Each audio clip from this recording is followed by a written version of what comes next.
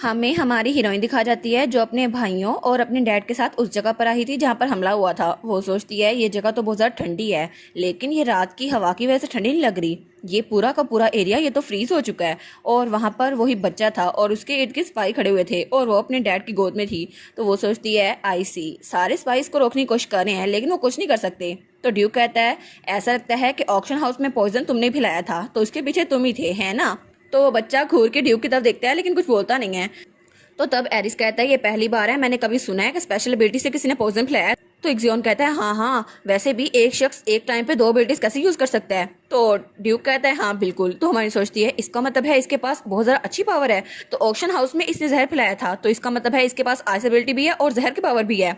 तो वो कहती है अगर इसके पास इतनी एबिलिटीज हैं तो फिर तो इसके पास इंटेलिजेंट माइंड भी होगा ना। लेकिन ये कितना जरा अजीब है ना, अगर इसके पास इतनी सारी एबिलिटीज हैं तो ये बच्चा यहाँ पर क्यों आया है हमारे पास। तो तब ड्यूक कहता है तुम्हें यहाँ पर कौन लेकर आया। तो वो बिल्कुल खामोश था, कोई जवाब नहीं देता। ड्यूक कहता है मैं तुमसे दोबारा पूछ रहा हूँ, आखिर तुम्हारा इस जगह पे अटैक करने का प्लान कैसे बना, तुम यहाँ पर आए क्यों हो। तो वो बच्चा फिर से खामोश था। तो ड्यूक कहता है ऑल राइट, अगर तुम मुझे जवाब नहीं दोगे तो मुझे जवाब निकलवाना आता है। और तब वो अपनी पावर यूज करने लगता है और तभी उसकी पावर, उसका डार्क ओरा उस बच्चे की तरफ बढ़ा था और वो बच्चा उसी तरफ देख रहा था। तो हमारी लुटेशिया उसको देखती है जो बहुत ज्यादा दूर खड़ा था। तो वो कहती है क्या ये बच्चा, ये तो कोई भी रेजिस्टेंस नहीं कर रहा, ऐसा लगता है ये यहाँ पर मरने के लिए आया है। तो वो बच्चा भी दिल में सोचता है हाँ बिल्कुल मैं यहाँ मरने के लिए आया हूँ, मैं चाहता था कोई ऐसी जगह मिले जहाँ कोई मुझे मार डाले और ये लोग ऐसा कर सकते हैं। तो लुटिशिया कहती है नहीं नहीं डैड इसको मत मारें। तो वो कहता है क्या, लेकिन क्यों। लूलू इस बच्चे ने हमारे घर पे अटैक किया था और तुम्हें पता है ना इसको पनिशमेंट मिलनी चाहिए। वो कहती है लेकिन ये बच्चा अगर चाहता तो सबको मार देता, लेकिन इसने ऐसा कुछ नहीं किया है ना। तो तब वो उस तरफ देखी है तो वो बच्चा, उसको ड्यूक ने पकड़ रखा था अपने डार्क ओरा से। तो वो बिल्कुल खामोश था, वो फिर से कुछ नहीं बोलता। तो हमारी सोचती है असल में इसकी मैडनेस और डिजायर कि हर कोई इस बच्चे को खरीद सके, लगता है इसको ये बहुत जरा बुरा लगा होगा। और जब हर कोई इसके लिए पैसे लगा रहा था तो ये इसके लिए प्लेजेंट एक्सपीरियंस तो नहीं होगा ना। तो शायद इसीलिए ये इस पॉइंट पे चाहता था कि वो खुद को मार डाले ताकि लोगों के सामने उसे ये ह्यूमिलेशन ना फेस करनी पड़े, क्योंकि सिर्फ स्लेव ट्रेडर वो हार्म हुए थे और कस्टमर बिल्कुल सेफ थे। तो इसका इरादा कभी भी ये नहीं था वो दूसरे लोग को मारे, और इसने सिर्फ उन तक पॉइजन फैलाया था, उनको जान से नहीं मारा था। तो ड्यूक हमारी लुटेशिया को देख रहा था। तो वो सोचती है सिर्फ एक ही वजह थी जो ये यहाँ पर आया है, सिर्फ अपने आप को मारने के लिए, उसके अलावा कभी भी ये बच्चा इतना डेंजरस नहीं होगा।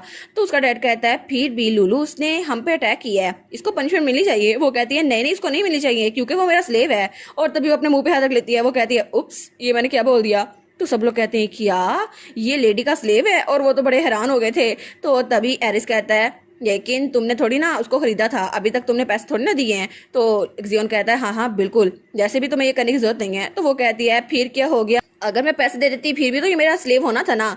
तो तब वो कहती है ठीक है तो अब मैं डिसाइड करूंगी, वैसे भी स्लेव्स वो तो अपने मास्टर की बात मानते हैं ना, और मैं इस पे इख्तियार रखती हूँ, है ना। तो ड्यूक इसको देखता है। तो ड्यूक कहता है ठीक है मेरे पास कोई चॉइस नहीं है, मैं तुम्हारी बात मानूंगा। वो कहती है थैंक यू डैड, तो प्लीज मुझे नीचे उतारें। तो तब वो लुटिशिया को नीचे उतार देता है।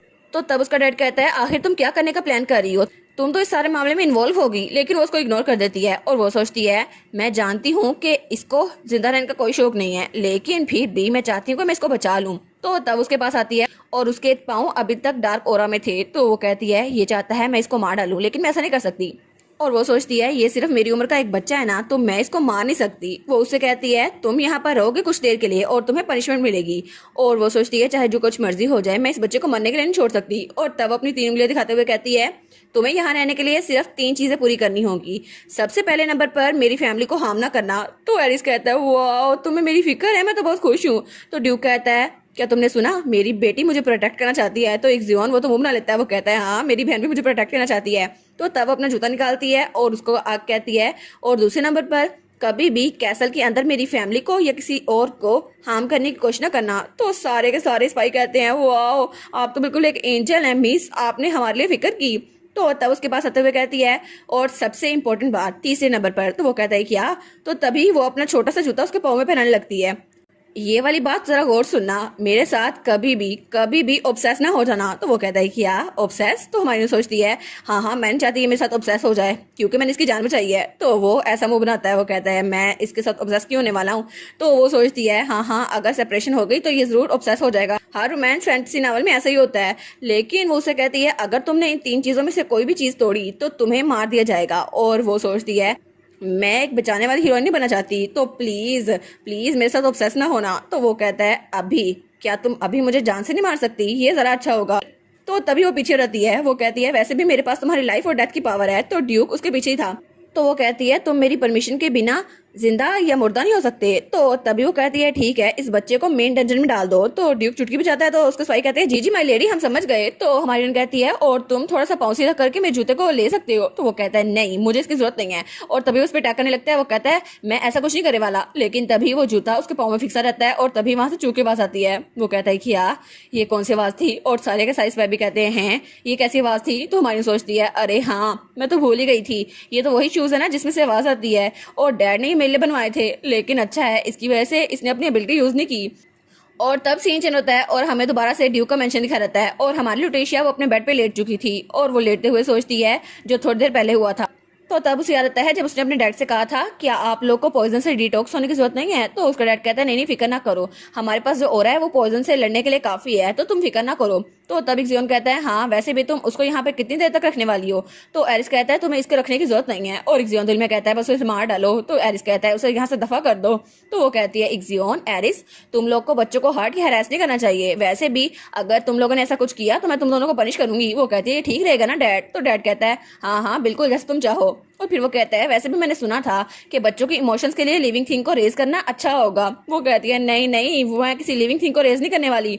लेकिन वो उससे कहता है फिर भी अच्छा होगा कि हम अपनी जगह पर सेफ्टी मेजर्स ले लें। और तब उसकी तरफ हाथ बढ़ाता है और अपना मैजिक ऑरा उस पर यूज करता है और उसके इर्द गिर्द प्रोटेक्टिव शील्ड आ गई थी। वो कहती है वाह, एक शील्ड जो मैजिक की बनी हुई है और इससे तो मैं सिक्योर हो गई हूँ। वो कहती है थैंक यू डैड। और तब वो सोते हुए ये सब कुछ सोची जा रही थी। वो सोचती है बाय द वे आखिर मुझे उस लड़के के साथ इंटेंगल क्यों नहीं होना, ऐसा क्यों है? और वैसे भी मैंने उसको जानबूझ के कहा था कि वो मेरे साथ ऑब्सेस ना हो और ये 3 रोल ना तोड़े, लेकिन थोड़ी सी काइंडनेस ही दिखाई है वरना वो बुरा हो जाता।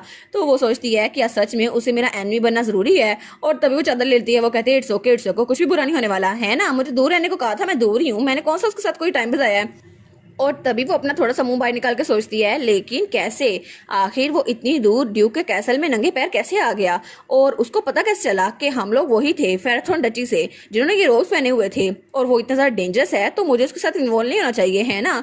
तो तभी उसकी आंख लग जाती है। वो सोचती है चलो चीजें फिर से क्वाइट हो गई और सिस्टम वो भी बिल्कुल खामोश है, अब मुझे कोई फिक्र नहीं है। लेकिन तभी हमें सुबह का सीन दिखा रहता है जब उसे कोई बुलाता है लेडी। वो कहती है कि यार सुबह हो भी गई। तो तब उसकी तरफ जो हाथ बढ़ा था वो कहती है नहीं नहीं मुझे थोड़ी देर और सोना है, आना। और तब उसने उसका हाथ पकड़ा था। वो कहती है मुझे थोड़ी देर तंग ना करो। लेकिन तभी उसकी आंख खुलती है। वो कहती है कि यार आना।